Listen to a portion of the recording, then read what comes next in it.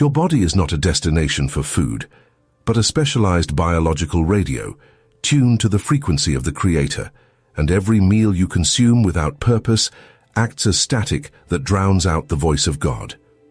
Most people treat hunger as a physical emergency to be silenced, yet they remain spiritually starved because they have lost the ability to separate the soul's desires from the flesh's demands. True fasting is not a test of willpower or a biological cleanse. It is the deliberate act of thinning the veil between the material world and the celestial realms.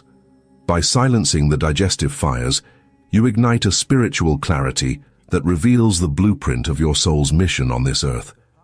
If you have ever felt disconnected from your purpose, the answer is not in what you are seeking, but in what you are willing to release. Share in the comments. Have you ever felt that your physical habits were a direct barrier to your spiritual growth? The physical body is the temple of the living God, a complex instrument designed to manifest spiritual energy into the material plane. This manifestation requires a precise internal environment where the vibrations of the soul can resonate without interference. When the system is constantly engaged in the labor of digestion and the processing of heavy material substances, the energy required for spiritual perception is diverted to the lowest functions of survival. Fasting is the mechanical and spiritual process of reclaiming this energy. It is the intentional redirection of the life force, moving it from the solar plexus, where it governs the earthly appetites, to the higher centers of the brain and the glandular system, where it facilitates communion with the divine. The stomach is the gateway to the earth, but the mind is the gateway to the infinite. To open one, the other must occasionally be closed. This is not a suggestion for health, but a law of spiritual physics. Energy flows where it is needed. When the intake of food ceases, the body enters a state of internal stillness. This stillness is not empty. It is a vacuum that pulls the consciousness upward. In the silence of the digestive tract, the subtle vibrations of the glandular system, the Leydig, the adrenals, the thymus, the thyroid, the pineal, and the pituitary, begin to harmonize. These centers are the spiritual transformers of the human frame. They are the points of contact between the soul and the physical structure. In the ordinary state of constant consumption, these centers are clouded by the toxins of excess and the heavy vibrations of unprocessed materials. Fasting acts as a solvent. It clears the conduits. It allows the spiritual essence, which is the true life of the man, to circulate through the nervous system with a purity that is impossible when the body is burdened. The process begins with the blood. The blood is the stream of life, carrying not just nutrients but the very impressions of the soul's experiences. When the blood is purified through the cessation of heavy intake, it becomes a more efficient carrier of the Christ consciousness. It becomes thinner, more vibrant, and more responsive to the dictates of the higher will. This is why the preparation for spiritual revelation throughout history has always involved the cleansing of the physical vessel. It is a matter of tuning. A radio cannot receive a clear signal if its components are covered in dust and its power is being drained by unnecessary lights. The human body is no different. It requires a periodic reset to ensure that the message being received is not distorted by the static of the flesh. The vibration of food itself must be understood. Every substance taken into the body carries the vibration of the kingdom from which it came. Heaviness in diet leads to heaviness in spirit. When a person fasts, they are essentially stripping away these external vibrations to rediscover their own unique spiritual signature. It is a return to the origin. In this state, the cells of the body begin to vibrate at a higher frequency. They are no longer struggling to break down complex molecular structures. Instead, they are being nourished by the direct energy of the spirit. This is the bread of life that the Master spoke of. It is a literal biological reality where the body learns to sustain itself on the light that flows through the nervous system. This transition from physical sustenance to spiritual sustenance is the first step in the journey of the soul's awakening. It releases. The grip of the material world begins to loosen. The bond between the ego and the stomach is severed, allowing the consciousness to float higher toward the realms of thought and inspiration that are usually hidden by the noise of the physical senses. The fast is a period of transition. It is the bridge between the world of shadows and the world of light. During this time, the body's internal fire, the heat of metabolism, is transformed into the light of understanding. This is why many find that after the initial discomfort of the fast passes, a profound sense of peace and mental clarity emerges. This is not merely a biological byproduct. It is the result of the soul finally being able to hear itself think, without the constant interruption of physical cravings. The body becomes light, the mind becomes sharp, the spirit becomes bold. This heightened state of vibration is the environment where the soul begins to recognize its true lineage. It is not merely a biological shift. It is a spiritual alignment that mirrors the very laws of the universe. Consider the nature of light and sound. Both require a medium through which to travel, and the purity of that medium determines the clarity of the transmission. The human body is the medium for the soul. If the medium is dense, the light of the spirit is refracted and dimmed. If the medium is clear, the light shines through with its original brilliance. Fasting is the process of refining the medium. It is the purification of the biological lens. When the physical structure is no longer preoccupied with the dense vibrations of the earth, it begins to resonate with the celestial music of the spheres. This is the harmony that existed before the fall of man into material consciousness, and it is the harmony that must be restored if the soul is to fulfill its destiny. The mechanics of this spiritual refinement are found in the glandular system. These centers, often called the spiritual seals, are the actual organs of perception for the soul. They are the translators of divine energy into human action. In the state of fasting, the pituitary gland, the master gland of the body, begins to function at a higher capacity. It acts as the conductor of a spiritual orchestra, sending signals to the other centers to begin a process of transmutation. This is where the physical energy of the lower self is lifted and transformed into the spiritual energy of the higher self. It is a literal movement of force within the body. The energy that would have been used for digestion is instead directed toward the pineal gland, the seat of intuition and spiritual vision. This is why fasting has been a prerequisite for the prophets and the seekers of truth throughout all ages. They understood that the physical eyes must be dimmed, so that the spiritual eye might see. As the body becomes lighter, the mind begins to experience a different quality of thought. The thoughts are no longer driven by the needs of the animal self. They are no longer colored by the anxieties of survival. Instead, they become reflective of the divine mind. There is a sense of oneness with the Father that is often obscured by the physical senses. This is the true power of the fast. It is the removal of the self-imposed barriers between the creature and the Creator. It is the realization that man does not live by bread alone, but by every word that proceedeth out of the mouth of God. That word is the very life force, the prana, the spirit that sustains all things. When you fast, you are choosing to feed directly from the source of all life. You are bypassing the middleman of the material world and going straight to the fountain of existence. This process of feeding from the spirit requires a specific mental attitude. A fast without prayer is merely a diet. It is the coordination of the physical stillness with the mental aspiration that creates the spiritual breakthrough. The mind must be held in a state of expectancy, a state of quiet listening. In this silence, the soul begins to receive instructions. It begins to remember its purpose. The static of the world fades, and the clear, still voice of the Spirit becomes audible. This voice does not speak in words as we know them, but in impressions, in deep knowings, and in a profound sense of peace that passes all understanding. This is the restoration of the soul's communication with its origin. It is the reconnection of the branch to the vine. The transformation extends to the very structure of the cells.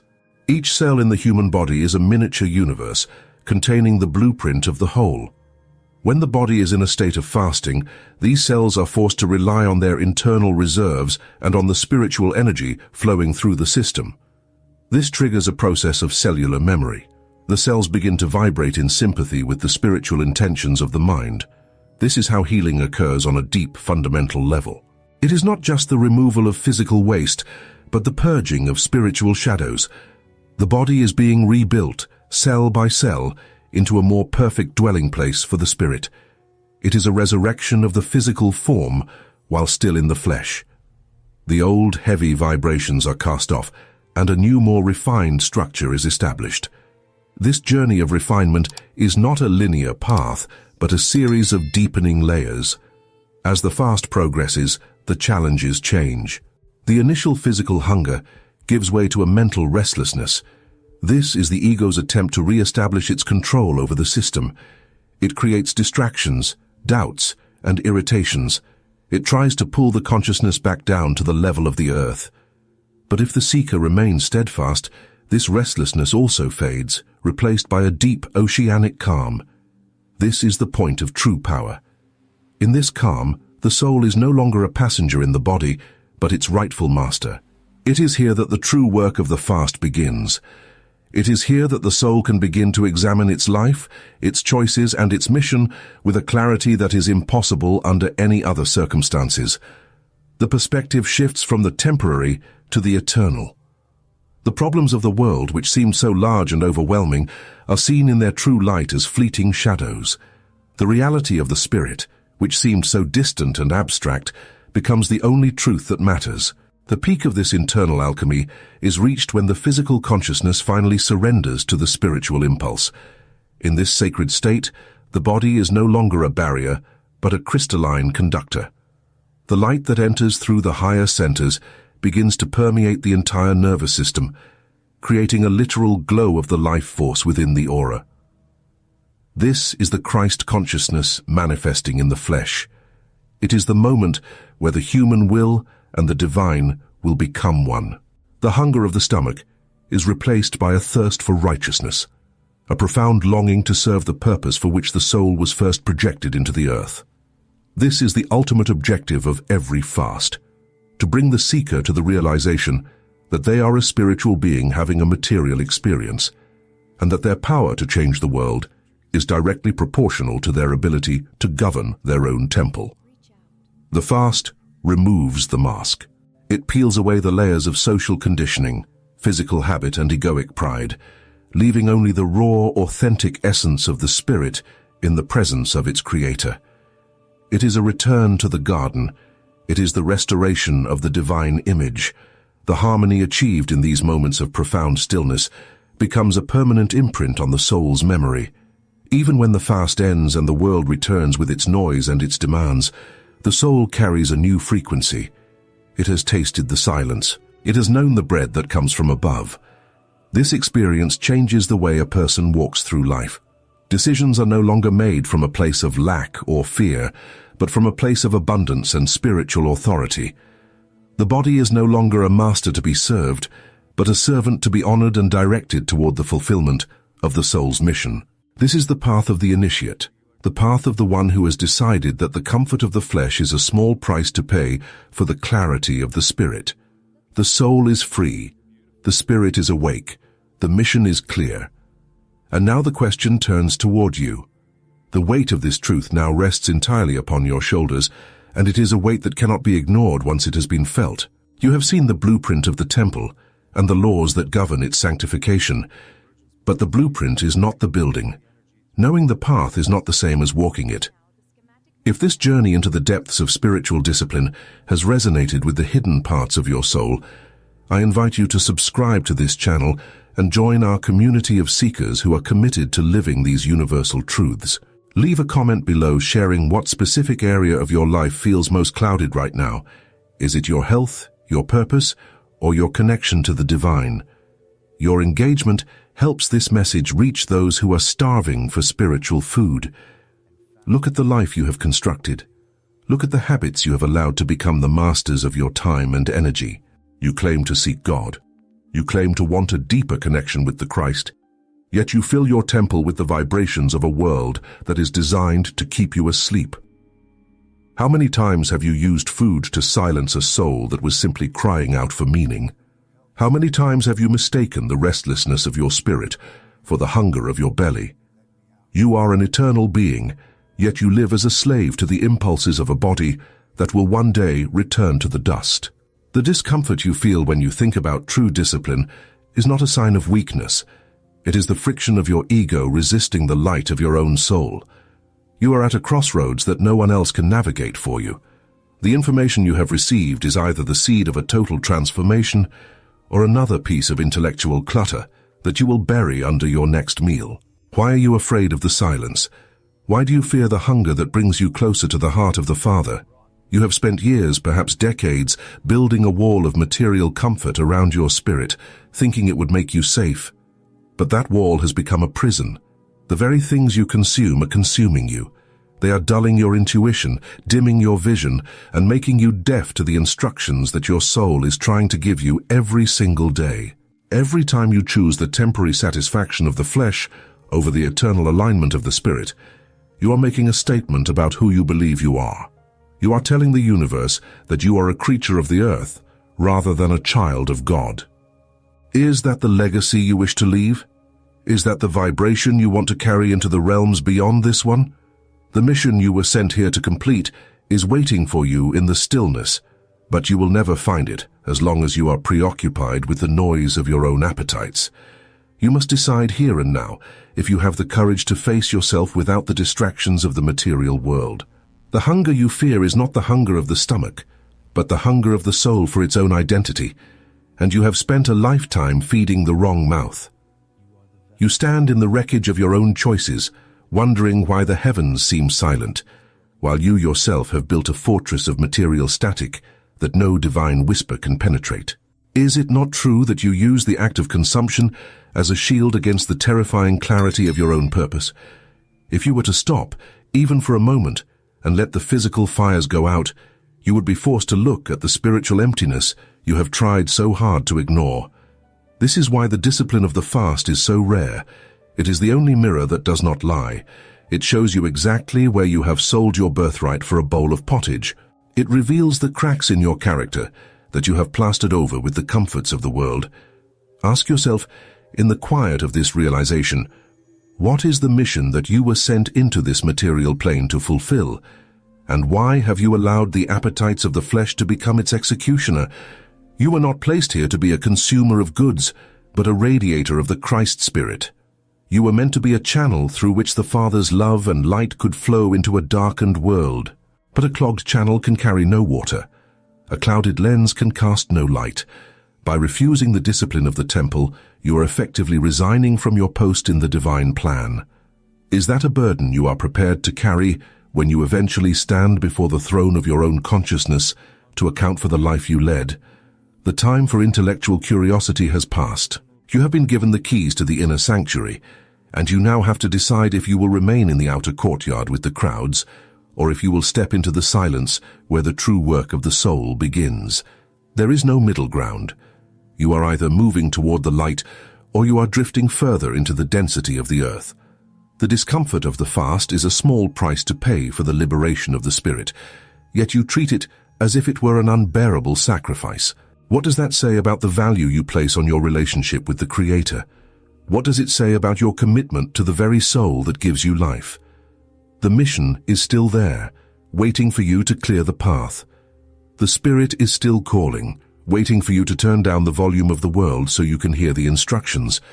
But the window of opportunity is not infinite. Every day that you choose the flesh over the Spirit is a day that the vibration of your soul becomes more attuned to the earth and less to the heavens. You are shaping your eternal destiny with every bite you take and every impulse you indulge. If you cannot master a simple physical appetite, how do you expect to master the complex spiritual forces that govern the universe? If you cannot find the strength to be still, how will you find the strength to be holy?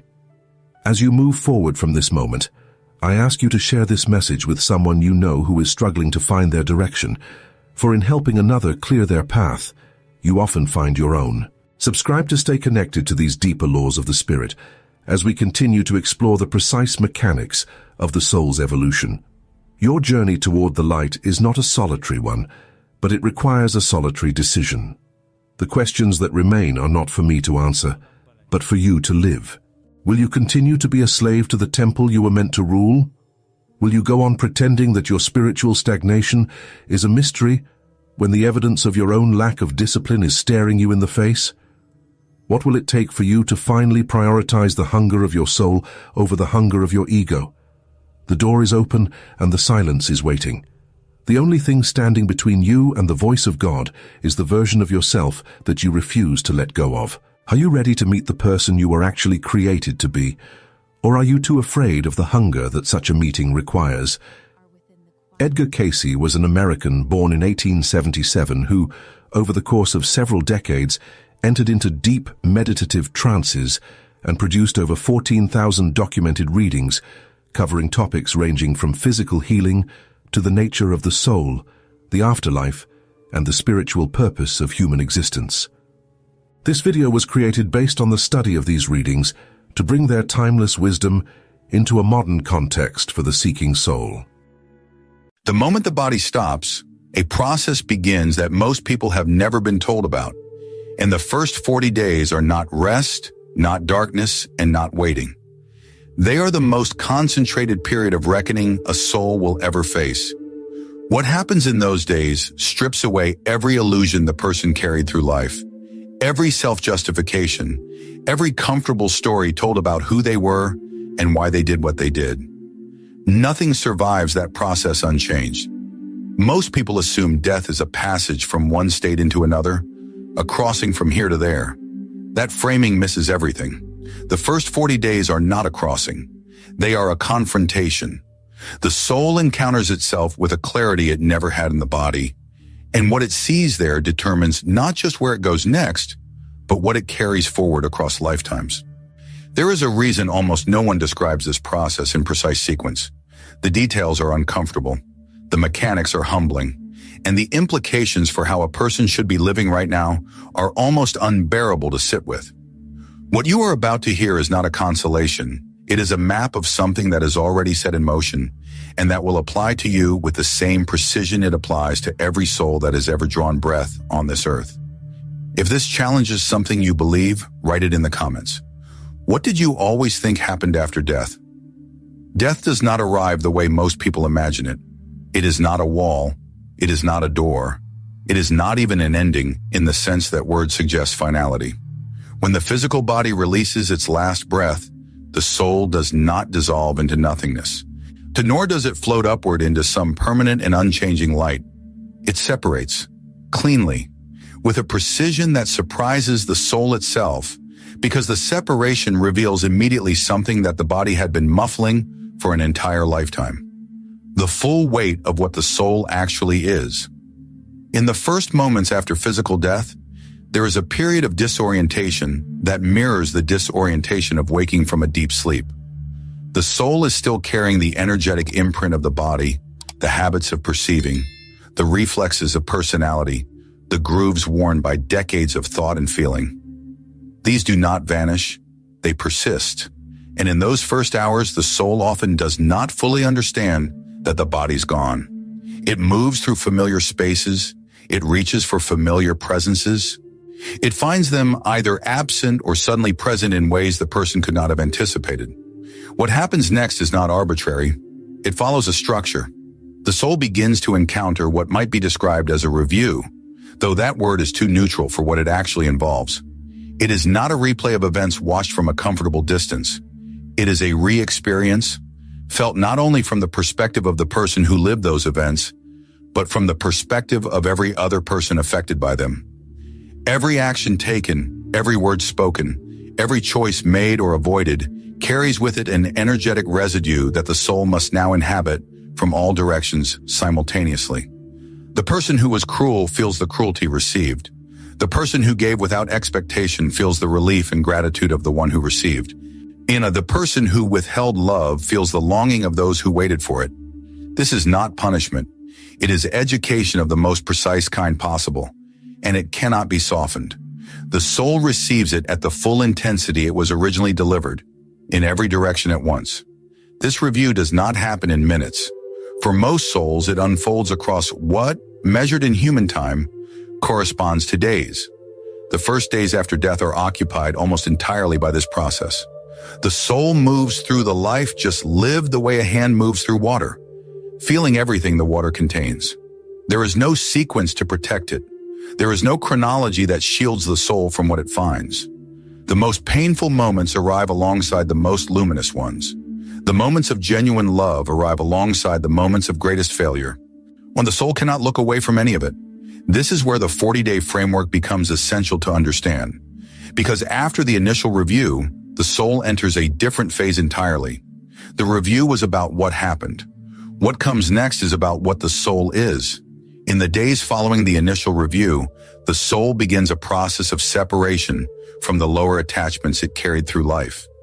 These attachments are not moral failures in the simple sense.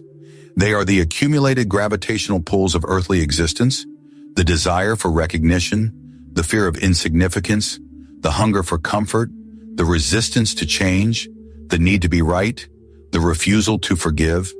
Each of these carried a frequency. Each frequency created a corresponding layer of experience in the physical life. In the days after death, and those layers must be released one by one. This is not easy. For many souls, the attachments feel identical to identity itself. The soul that spent a lifetime defining itself through the need for recognition finds that releasing that need feels like erasing itself. The soul that organized its entire existence around the avoidance of a particular fear finds that the moment that fear must be faced directly, without the body's mechanisms of distraction, it feels enormous beyond anything the person anticipated. This is why certain souls linger, not because they are confused about being dead, not because they are trapped in the ordinary sense, but because the attachments they carry are too dense to release quickly, and the soul has not yet developed the interior capacity to let go of what it has spent decades constructing as itself. And the 40-day period is, at its core, a process of divestiture. What remains after those 40 days is what the soul actually is beneath everything it accumulated during the lifetime. That remainder is what determines the next phase of existence. Not what the person believed, not what religion they followed, not what words they said at the end. What remains is the actual quality of the soul's development, the degree to which love was chosen over fear, the degree to which the soul moved toward its purpose or retreated from it, the degree to which the life lived was genuinely aligned with the deepest truth the soul carried. There is a word that describes the condition the soul enters after this divestiture is complete. It is rest. But the rest described here is not passive, it is the rest of consolidation. The soul absorbs what the review revealed. It integrates the full understanding of the life it lived. It begins to see, with a clarity that was impossible while inside the body, the connections between what it chose and what resulted, not just in the life just completed, but across the longer arc of all the lives it has lived before. Because the soul has lived before. This is not a metaphor. It is the foundational reality upon which the 40-day process rests. The soul arrives at death carrying not just the residue of one lifetime, but the accumulated learning and unresolved patterns of many lifetimes. The 40-day period does not evaluate one life in isolation. It evaluates the life just completed in the full context of everything the soul has been working toward across its entire history of incarnation. This means that what appears from the outside as a single human life is actually one chapter in a much longer education. The soul chose to be born. It chose, before entering the body, the conditions that would give it the most direct access to whatever lessons it had not yet learned. It chose the family. It chose the time. It chose the challenges. Not with full conscious memory of having chosen them, but with a deep structural intent that shapes the life from within, like a current running beneath the surface of a river. And after death, the soul sees all of that. It sees what it chose and why. It sees what it did with what it was given. It sees where it honored its purpose and where it abandoned it. It sees the moments when it stood at the edge of genuine growth and retreated into comfort. It sees the moments when it suffered in ways that were, from the soul's perspective, precisely what was needed to break open a capacity that could not have been broken open any other way. The suffering was not random. Nothing was random. This is perhaps the most disorienting part of what the soul encounters in those 40 days.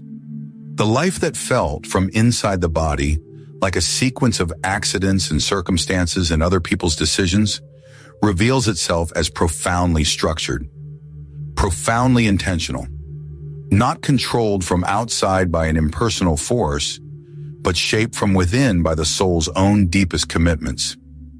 The soul sees that it was never a passive recipient of what happened to it. It was always, at the deepest level, the architect.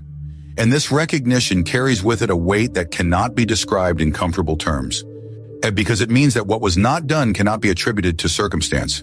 What was not said cannot be blamed on others. What was not given cannot be explained by conditions. The soul in those 40 days takes full responsibility for the life it lived, not as an act of self-condemnation, but as an act of complete and unsentimental honesty. This is what judgment actually is. Not a verdict delivered from outside, not a sentence handed down, but the soul's own complete and unavoidable recognition of the gap between what it was meant to become and what it actually became, between the purpose it carried into the life and the degree to which it honored that purpose. For some souls, that gap is small. The relief those souls experience is not the relief of having been found innocent. It is the relief of having actually done what they came to do, of having used the life for what it was given, of having arrived at the end of it genuinely spent in the direction of their deepest purpose. For others, the gap is immense, and the 40 days for those souls is not a period of peace. It is a period of the most concentrated grief any consciousness can experience, not for the loss of the body, not for the loss of the life, but for the loss of what the life could have been and was not, for the opportunities that were present and were walked past, for the love that was available and was refused, for the purpose that was real and was ignored. The grief does not destroy, it clarifies. It becomes the fuel for what the soul chooses next. Because the soul does choose. It is never forced. After the 40 days, after the divestiture of attachments is complete, after the review has been fully absorbed, the soul enters into a state of genuine reflection in which it considers, with full awareness of its entire history, what it needs next. What conditions, what challenges, what relationships, what losses, what gifts will give it the most direct access to the growth it has not yet achieved. And it chooses again, not with despair, not with resignation, but with the sober and purposeful commitment of a soul that understands, finally and fully, that it is on a journey towards something real, that the destination is not oblivion and not static reward, that it is the complete development of the soul's capacity to embody love, to understand love, to become love in the full and active sense that word deserves. That destination is called, and in the language of this understanding, the return to God. Not as a metaphor, not as a poetic conclusion, as the literal endpoint of a journey that every soul is making across as many lifetimes as it requires, toward the full restoration of the unity from which it originally came. This is what the first 40 days reveal. Not information about death, information about the purpose of life. If you found the depth of this content valuable, please take a moment to like this video and subscribe. What's coming next in this series goes even further into what the soul discovers after those 40 days are complete. And now the question turns toward you. You are alive right now. The body is functioning. The time is still available. But the 40 days will come, and when they do, the review will not ask what you intended. It will not ask what you believed. It will not ask how busy you were or how difficult your circumstances were. It will show you, with complete and unsparing clarity, what you actually did with the life you were given. So the question that this moment contains is not abstract. Are you living in a way that, when you see it from the other side with full clarity, you will be able to bear what you see? This is not a question about perfection. No soul arrives at death without unfinished work. The question is not whether the life was flawless. The question is whether the soul was genuinely moving, whether the direction was real, whether the choices being made today are choices that narrow the gap between the purpose you carried into this life and the life you are actually living.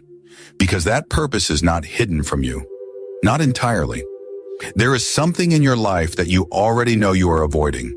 There is a direction your soul has been pulling toward that your habits, your fears, and your comfortable self-definitions have been resisting. You do not need a revelation to know what it is. You already know. You have known for some time. The question is what you are doing about it. And there is another question underneath that one. The people in your life, the ones you love, the ones you have harmed, the ones you have failed, the ones you have not yet forgiven, when you experience the life you lived with them from their perspective in full, with nothing softened, what will you find? Not what you hope you will find, what you will actually find, because the review does not work from hope. It works from what was real. And what was real is already finished, is already set, already existing as the full record of what happened between you and every soul your life touched. The only portion of that record that remains open is what happens from this moment forward, which means this moment matters, not symbolically, not as encouragement, as a literal fact about the structure of what is coming. The soul you are right now, the choices you make today, the love you extend or withhold today, the purpose you move toward or retreat from today, all of it is being written into the record that the 40 days will open. And it cannot be rewritten after the fact. It can only be written now. So the question the 40 days ultimately asks is not a question about death. It is a question about this day, about whether the life currently being lived is the life the soul actually came here to live. Is it? If you are carrying something from this video that you are still sitting with, share it in the comments below. And if someone in your life needs to hear this, send it to them. Not as a warning, as an invitation to take the time they still have seriously. This video is based on studies of the readings of Edgar Cayce, an American born in 1877 who, over several decades, entered deep trance states and produced more than 14,000 documented readings, covering topics ranging from physical healing to the nature of the soul, the mechanisms of the afterlife, reincarnation, karma, and the spiritual purpose of human existence. He is widely considered one of the most documented psychic and spiritual sources in modern history. This video was created through careful study of these readings, focusing specifically on what they describe about the soul's experience in the period immediately following physical death. Your spirit is not your soul, and confusing the two is the primary reason most human beings remain trapped in a cycle of aimless existence without ever touching their true divine spark. The spirit is the direct breath of the Creator, a powerful, impersonal force of life that sustains the universe, while the soul is the individual record of every thought, action, and desire you have ever manifested across the vastness of time. One is the engine of life, and the other is the driver who must eventually account for every turn taken on the road. Understanding this boundary is the only way to stop reacting to the world and start fulfilling the specific mission for which you were brought into being. Most people live and die without ever realizing they are a three-part mystery operating in a two-dimensional reality. To share your thoughts in the comments, do you feel like a passenger in your own life, or do you truly know the entity that resides within your flesh? The architecture of a human being is not a single, vague essence, but a precise trinity of body, mind, and soul, all unified by the sustaining power of the spirit. To understand the difference between the soul and the spirit, one must first look at the very origin of consciousness and the moment the first cause moved to express itself. Spirit is the God force.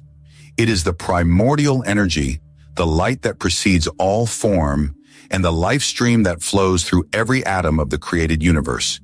It is universal, unchanging, and indestructible. It does not have a personality, it does not have a memory, and it does not have a destiny. It simply is. The spirit is the power by which you breathe, like the electricity that fires your synapses, and the divine substance that connects you to the source of all things. Without spirit, the physical body is mere clay, and the soul is a shadow without a light to cast it. It is the fuel of the cosmos. It belongs to God. The soul, however, is a distinct creation, a gift of individuality granted by the Creator, so that a portion of the divine could become a companion to the whole. When the spirit moved into the realms of form and space, the soul was brought into being as a vehicle of self-awareness. Unlike the spirit, which is a collective ocean of power, The soul is a drop of that ocean that has been given its own container. It is the I am within the I am. The soul is the only part of a human being that possesses the faculty of free will. It is the seat of the subconscious mind, in the storehouse of every experience, and the entity that remains intact when the physical body returns to the earth and the spirit returns to the Father. The soul is not a static thing. It is a developing, evolving record of how you have used the spirit force granted to you. It is the true self. Consider the relationship between a hand, a glove, and the impulse to move. The physical body is the glove, temporary and limited. The soul is the hand that inhabits the glove, giving it shape and direction. The spirit is the life impulse, the neural signal from the brain that allows the hand to move in the first place. The hand can exist without the glove, but the glove is useless without the hand. More importantly, the signal, the spirit, is what makes the movement possible. And yet the signal does not care whether the hand clenches into a fist or opens in a gesture of peace. That choice belongs entirely to the soul. This is the fundamental tension of human existence. You are a soul using a portion of God's spirit to animate a physical vessel. The spirit provides the life, but the soul provides the purpose. This soul was created in the beginning. It did not start at the moment of physical conception, nor does it vanish at the moment of physical death. It is an eternal traveler. In its original state, the soul was in perfect harmony with the Spirit of God, moving in total accord with the divine will. However, through the exercise of free will, the soul began to seek its own path, entering into the material world to experience the sensations of the flesh and the illusions of separation.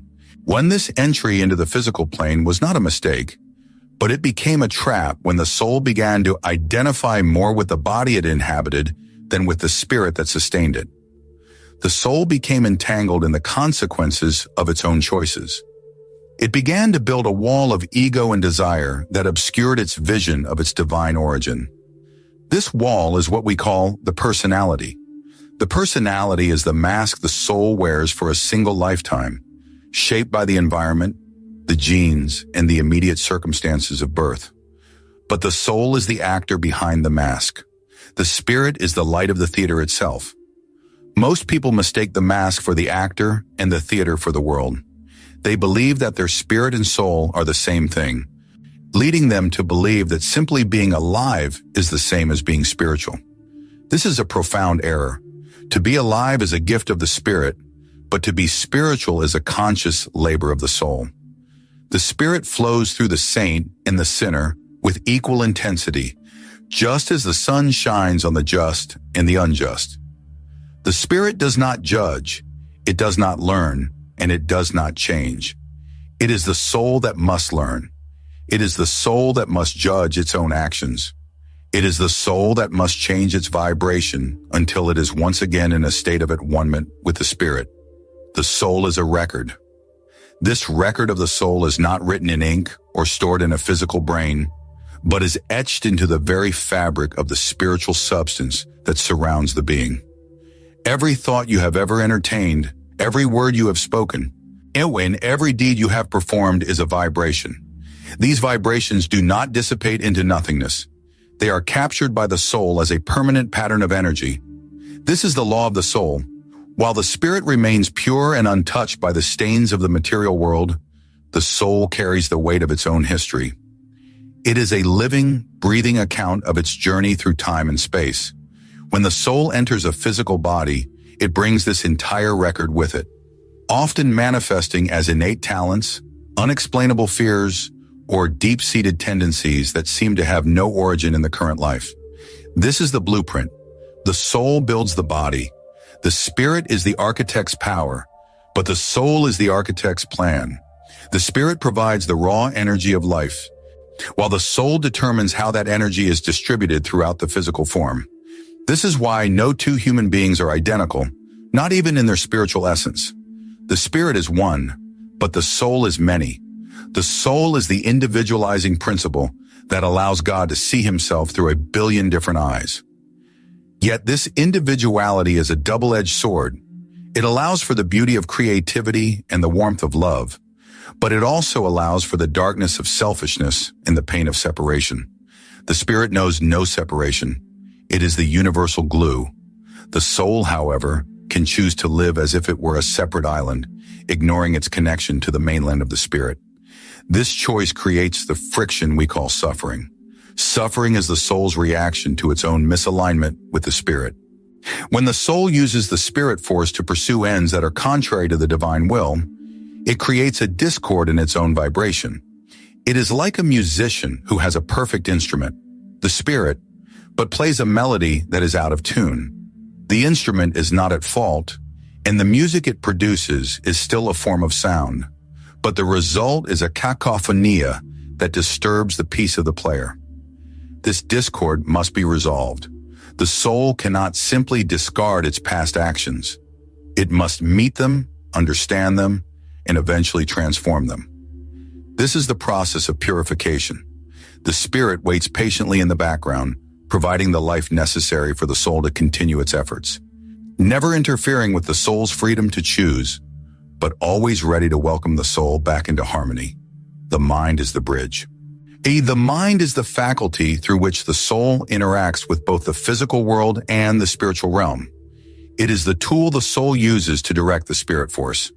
There are two aspects to the mind: the conscious mind, which deals with the temporary things of the world, and the subconscious mind, which is the direct language of the soul. The subconscious mind is where the record is kept and where the spirit force is focused to create reality. When you think a thought, you are using the spirit to create a mental image. If that image is held with enough intensity and repetition, the soul begins to build it into the physical experience. This is how the soul becomes the master of its own destiny or the slave to its own desires. The spirit is the servant of the mind, and the mind is the servant of the will. The will is the highest attribute of the soul. It is the power that can turn the soul toward the spirit or toward the flesh. In the physical realm, the soul often forgets its spiritual nature because the senses are so loud and demanding. The body cries out for comfort, for power, and for gratification. The soul, caught in the illusions of the material world, often mistakes these bodily demands for its own needs. It begins to use the spirit force to build empires of sand, thinking that security can be found in things that decay. But the spirit does not decay. The spirit is eternal. When the physical body is laid aside, the soul finds that all it has built with the spirit force in the material world is gone, and all that remains is the character it has developed through the process. Character is the soul's true wealth. It is the sum total of how the soul has directed the spirit in the face of earthly trials. Every act of kindness is a refinement of the soul's vibration, making it more translucent to the light of the spirit. Every act of cruelty is a thickening of the soul's veil, making it more opaque and isolated. The spirit does not change during this process. It remains the same brilliant light. It is the soul that either allows the light to shine through or blocks it out. This is the difference between a life of grace and a life of struggle. A life of grace is one where the soul has aligned its will with the spirit, allowing the divine to flow through it without obstruction. A life of struggle is one where the soul is constantly fighting against the spiritual laws it was created to uphold. The spirit is the Father. The soul is the Son. In this relationship is the key to understanding your place in the universe. The Father provides the life, the substance, and the power. The Son is the expression of that life, tasked with returning to the Father with the fruit of his experiences. The purpose of the soul's long journey through the material world is to reach a state where it can say, with complete honesty, "Not my will, but thine be done." This is not a loss of individuality, but the perfection of it. When the soul is in total harmony with the spirit, it does not disappear into the void. Instead, it becomes a conscious co-creator with God, possessing the full power of the spirit while maintaining its own unique identity. This is the destiny that awaits every soul, but it is a destiny that must be earned through the application of the will in the physical world. The return is inevitable. The return to the source is the magnetic pull that every soul feels as a deep, unexplainable longing in the center of its being. This longing is often misinterpreted as a desire for physical things, for love, for wealth, or for status. but it is actually the soul's memory of its original state of unity with the spirit. The spirit remains anchored in the divine, while the soul is the part of the Trinity that went out into the world of form. Because the soul is made of the same essence as the spirit, it can never find true rest in anything that is subject to change or decay. It is like a bird that has flown far from its nest. It may find temporary perches, but it will always be restless until it returns to its home. This homecoming is the culmination of thousands of years of trial, error, and refinement. It is the moment when the soul finally recognizes that the spirit force it has been using for its own ends is actually the very life of God. The soul survives death. When the silver cord is loosened and the physical body is discarded, the spirit does not leave the soul. Instead, the spirit withdraws its animation from the flesh, and the soul remains in its own dimension, clothed in the energetic patterns it has created. In that state, the soul sees itself exactly as it is, without the excuses of the personality or the distractions of the physical world. It stands in the light of the spirit, and that light acts as a mirror. If the soul has lived a life of selfishness, that light feels like a burning fire because it reveals the disharmony of the soul's vibration. If the soul has lived a life of love, that light feels like a warm embrace. And this is the judgment, not a sentence handed down by a distant God, but a natural result of the soul's own condition. The spirit simply reveals the truth. The truth is the law. Every soul is subject to the law of cause and effect, which is the mechanism through which the soul learns to use the spirit force correctly. What you sow in the spirit, you must eventually reap in the soul. If you use the divine energy to build walls between yourself and others, those walls will eventually become your own prison. If you use that energy to heal and to build, those structures will become your sanctuary. The spirit provides the power for both, but the soul must live with the result. This is why the distinction between the two is so vital. The spirit is your power, but the soul is your responsibility. You are not a human being having a spiritual experience. You are a spiritual being, a soul, managing a divine power in a human environment. The mastery of this relationship is the only reason you are here. The pattern is Christ. The Christ consciousness is the perfect example of a soul that has become completely transparent to the spirit. It is the state where the soul no longer seeks its own way, but becomes a perfect channel for the Father's love and life. This is the goal set before every soul. It is the bridge between the human and the divine. To move toward this state, the soul must begin to consciously direct its mind and will toward the spirit rather than the body. It must learn to quiet the noise of the personality so that the still, small voice of the spirit can be heard. This is not a passive process. It is a fierce battle of the will. It requires the soul to give up its most cherished illusions and to stand naked before the truth of its own existence. And now the question turns toward you. You have listened to the mechanics of the universe and the hidden laws that govern your very breath. But knowledge without application is merely more weight for the soul to carry. If this exploration of your true nature has stirred something deep within you, I invite you to subscribe and join this community of seekers who are no longer content with surface-level living. Share this with one person who is struggling to find their purpose, so they too may begin to see the light. The transition from understanding to being is the most difficult step you will ever take. You have spent your entire life identifying with your name, your job, your body, how in your bank account, but none of those things are you. They are the dust on the glove. If you were to be stripped of everything the world says you are, what would remain? If the spirit force were to withdraw from your body this very second, what would your soul take with it into the silence? You have been given the most powerful force in the universe, the Spirit of the living God, and you have been using it to fuel your daily life. But for what? Look at the quality of your thoughts when no one is watching. Look at the way you treat those who can do nothing for you. This is the state of your soul. This is the record you are writing. Are you building a temple or a tomb? Most people use the spirit to serve the ego, creating a life that looks successful on the outside but is hollow and decaying on the inside.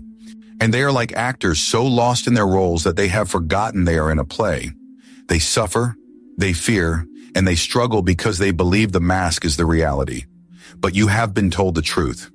You know now that the spirit within you is pure, limitless, and divine. You know that your soul is the architect of your experience. So why do you still live in fear? Why do you allow the temporary winds of this world to shake the foundation of your peace? If you are a child of the Creator, using the very breath of the Creator to exist, what is there to be afraid of except your own refusal to wake up? The weight of this knowledge is a burden you cannot put down once it has been picked up. If the spirit is the life and the soul is the record, then you are currently standing at the intersection of eternity and the present moment. Every choice you make from this second forward is either a movement toward the light of the spirit or a deeper entanglement in the shadows of the soul's own making. There is no middle ground. You cannot serve the divine power within you while simultaneously feeding the appetites that keep you blind to it. If you continue to live as if the spirit and the soul were mere concepts, you are choosing to remain a ghost in your own machine, a passenger on a ship that is slowly sinking into the sea of material illusion. Ask yourself, what is the one thing you are holding on to that you know is poisoning your soul? Is it a resentment you have nursed for years, using the Holy Spirit force to keep a fire of hatred alive? Is it a fear that you have allowed to become the master of your destiny, and paralyzing the very divinity that was meant to create through you? We often pray for God to change our circumstances, but we rarely ask the Spirit to change our souls. We want the comfort of the Spirit without the discipline of the soul. We want the peace that passes understanding, but we refuse to give up the understanding that keeps us in conflict. You are the architect, you are the builder, and you are the inhabitant of the house you are constructing right now. What if your life is exactly what your soul has asked for so that it could learn the one lesson you have spent lifetimes avoiding? What if the person who causes you the most pain is the one your soul has drawn to you, using the Spirit's magnetic power to show you where you are still unloving? If you cannot see the Spirit in the person you despise, you cannot see it in yourself. And if you cannot see it in yourself, you are not truly living. You are merely existing. The Spirit is not a reward for being good. It is the reality of your being. But the soul must become worthy of that reality. It must be forged in the fires of earthly experience until all that is dross is burned away, and only the pure reflection of the Creator remains. If you were to stand before the Source today, stripped of your titles, your possessions, and your excuses, what would your soul have to say for itself? Would it speak of the times it used the Spirit to heal, to comfort, and to bring light into a dark world? Or would it be silent, weighed down by the heavy chains of a life spent chasing shadows? You have the power to change the record. You have the Spirit force at your command. The question is not whether God is with you, for the Spirit is the proof of His presence. The question is whether you are with God. Your mission is not to find the Spirit, but to remove the barriers within your soul that you have built against it. This is the work. This is the only work that matters. As you move back into the noise of the world, carry this silence with you. Let the distinction between your soul and your spirit be the compass that guides every word and every thought. If you feel called to deepen this journey, share this video with those who are wandering in the dark, and join us as we continue to uncover the laws of the Spirit. Your support allows this truth to reach those who are starving for it. May you find the courage to look within and the strength to become what you were always meant to be. The door is open. The light is shining. The rest is up to you. Edgar Cayce was an American born in 1877 who, over the course of several decades, entered into states of deep trance and produced more than 14,000 documented readings, covering topics ranging from physical healing to the nature of the soul, from life after death to the purpose of human existence. This video was created based on the study of those readings.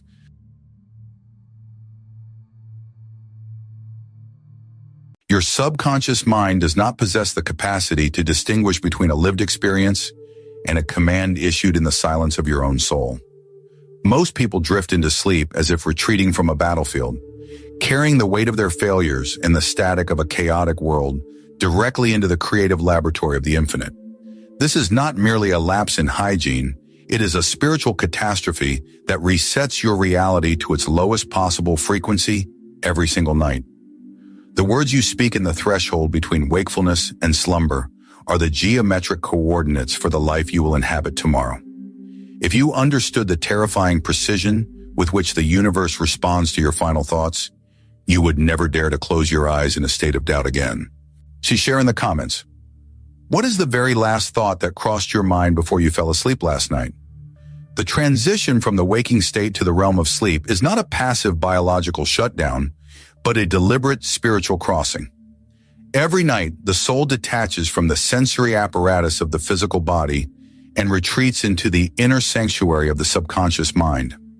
This subconscious realm is the storehouse of every thought, every emotion, and every impulse ever generated by the individual. It is also the direct portal to the universal mind, the source from which all physical manifestation flows.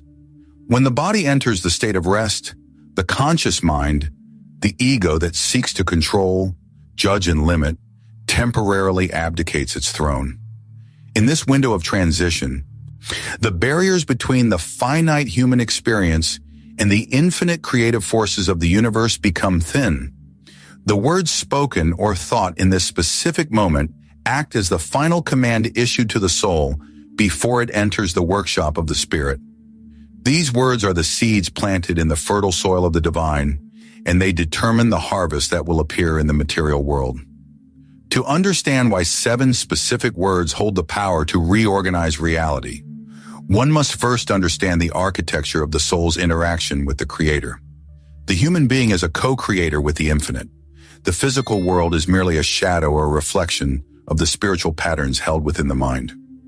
Every condition in a person's life, their health, their relationships, their financial standing, is the externalization of a spiritual vibration. When a person speaks into the silence before sleep, they are not whispering to a void. They are communicating with the master architect. The subconscious mind, which remains awake and active throughout the night, takes the last impression given by the conscious mind and uses it as a blueprint. If that impression is one of lack, fear, or resentment, the soul spends its hours in the spiritual realm, reinforcing those very patterns. Conversely, if the impression is aligned with the creative laws of the universe, the soul aligns itself with the power of the divine to manifest that alignment upon waking. The power of language in this process is geometric. Words are not just sounds, they are carriers of vibration and intent. In the spiritual mechanics of the universe, certain frequencies resonate with the law of attraction more potently than others. The structure of a 7-word command is not accidental. It represents a complete cycle of spiritual manifestation, mirroring the 7 stages of creation and the 7 centers of energy within the human body. When these words are uttered with the conviction of the heart and the clarity of the mind, they bypass the doubts of the intellect and strike directly at the heart of the soul's creative power. They function as a bridge, allowing the individual to carry their conscious will into the deep waters of the unconscious. Consider the state of the mind as it drifts. For most, it is a chaotic whirlpool of the day's anxieties. This mental noise acts as a wall, preventing the soul from accessing the higher dimensions of peace and revelation during the night. And the soul becomes trapped in the debris of the material world, unable to rise to the level where it can receive instruction from the divine. By consciously choosing to speak a specific set of words, the individual clears this debris. The words act as a frequency tuner, shifting the soul's resonance from the horizontal plane of worldly troubles to the vertical plane of spiritual truth. In this elevated state, the soul does not just dream, it creates. It interacts with the archetypal forces of the universe to rebuild the body, clarify the mind, and prepare the path for the physical manifestation of the heart's deepest, most God-centered desires. This process requires an absolute surrender of the ego. The ego believes it must struggle, fight, and labor to achieve results in the world. The spirit, however, he knows that all things are already finished in the realm of the ideal. The act of speaking before sleep is an act of returning the will to its source. It is the recognition that the eye of the flesh can do nothing of itself, but the eye that is one with the Father can do all things. This is the secret of the ancient masters. They did not seek to change the world by force, but by changing the spiritual pattern from which the world emerges. By mastering the moment of sleep, they mastered the very fabric of time and space. As the physical senses withdraw and the heartbeat slows into the rhythm of rest, the soul begins its nightly ascent. This is not a journey into nothingness, but a return to the source of all energy. The body is left behind as a temple under repair, while the real essence of the individual, the spiritual body, moves into the dimensions of thought and vibration. In this state, the soul is no longer bound by the linear constraints of time or the density of matter. It enters a realm where thought is action and desire is direction. If the mind has been properly tuned by the final 7 words spoken before sleep, the soul moves with purpose. It does not wander aimlessly through the shadows of the day's anxieties.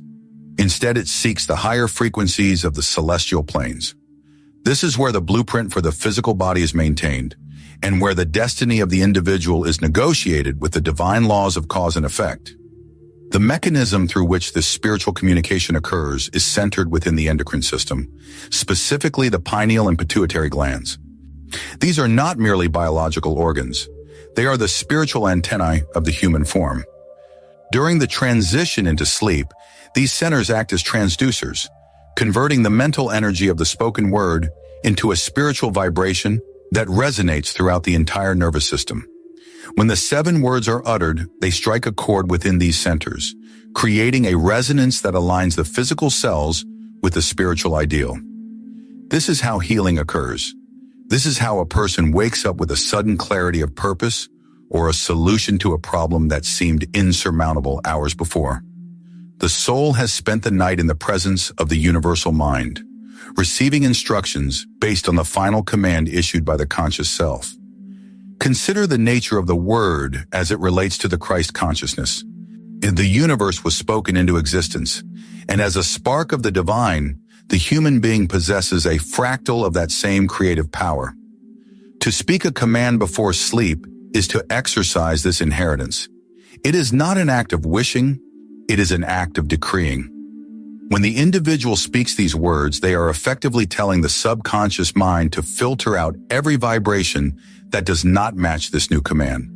This creates a vacuum in the spiritual atmosphere of the person's life, which the universe must move to fill. If the command is one of "I am one with the Father," the soul spends its hours of rest reinforcing that unity. Upon waking, the world appears different, not because the world has changed, but because the observer has returned from the source with a renewed spirit. This nightly communion is also where the karmic patterns of the soul are addressed. Every thought and action of the day creates a ripple in the spiritual record. If a person goes to sleep in a state of anger or judgment, they are essentially locking those ripples into their reality for the next day. They wake up to find the same conflicts and the same frustrations waiting for them. However, the 7 words act as a cleansing fire. They provide a way to neutralize the negative vibrations of the day before they can solidify into physical circumstances. It is a process of spiritual alchemy, turning the lead of daily struggle into the gold of divine grace. The soul is washed clean in the waters of the deep subconscious, provided it has been given the right orientation by the conscious mind. The silence of the night is the most fertile ground for this transformation. In the daylight hours, the mind is distracted by the thousands of impressions from the outside world. The soul is forced to react to external stimuli. But in the darkness before sleep, the external world vanishes. There is only the self and the creator. This is the moment of maximum leverage. A single word spoken here has more power than 1,000 words spoken in the middle of a busy street. It is the difference between a pebble dropped into a turbulent ocean and a stone dropped into a perfectly still lake. The ripples from the still lake reach the farthest shores. This is why the precision of the words matters. They must be aligned with the truth of the soul's relationship to the infinite, acknowledging that all power flows from the One, and that the individual is the channel through which that power is expressed. The final seal of this nightly ritual is the specific alignment of the 7 words. These words are not a magic spell, but a spiritual surrender. Thy will, O Lord, be done in me. In this short sentence lies the entire mystery of the human experience.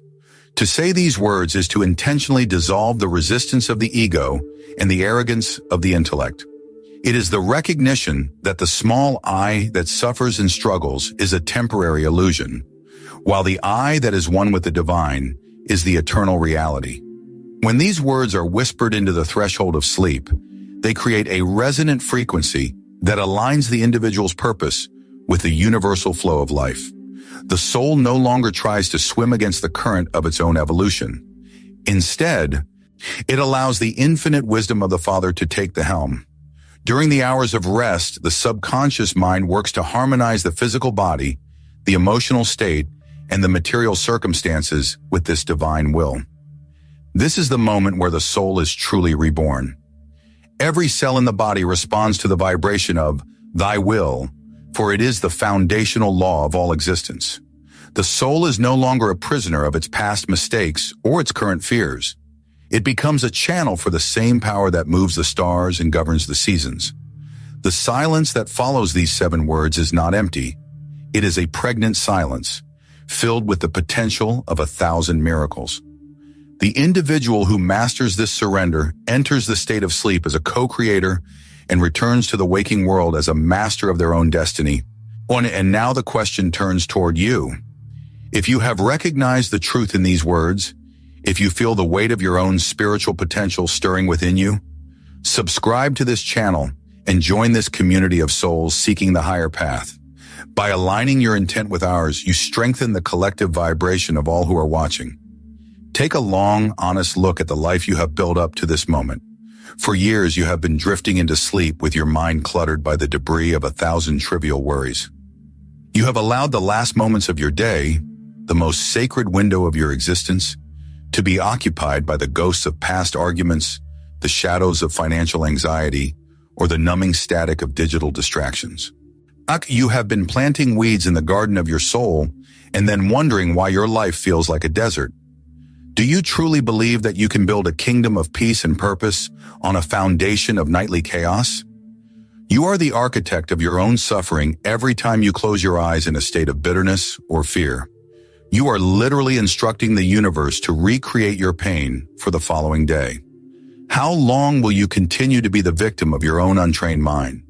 The power to transform your reality has been within your reach every single night of your life, yet you have treated it with the casual indifference of someone who believes they have an eternity to waste. You claim to want change. You claim to want a deeper connection with the divine. But where is the evidence in the minutes before you surrender to the dark? If an observer were to look into your heart at the precise moment you fall asleep, would they see a soul at peace with its creator, or a mind still wrestling with the illusions of the world? You cannot serve 2 masters. You cannot seek the light of the Christ consciousness while feeding the darkness of your own resentment. Every night that you go to sleep without a conscious command is a night you have surrendered your divine inheritance to the winds of chance. You are living as a beggar when you were born to be a king. The 7 words are not just a suggestion, they are a litmus test for your spiritual maturity. Are you capable of the humility required to truly mean them? Or is your ego still so convinced of its own importance that it refuses to let go, even for a few hours of rest?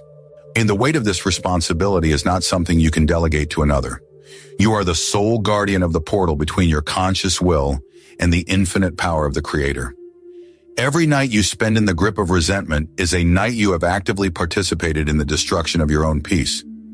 Every morning you wake up feeling drained, defeated, and disconnected is the direct physical harvest of the seeds you planted in the moments before sleep.